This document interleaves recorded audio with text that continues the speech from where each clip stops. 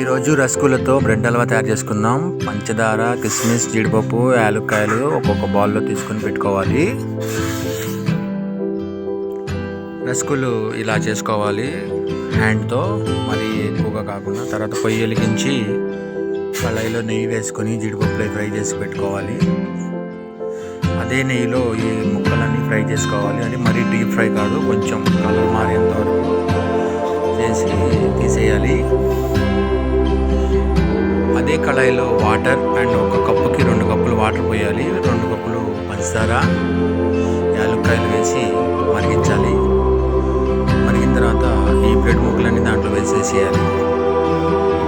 వేడి వేడి bread halwa ready అయిపోతుంది.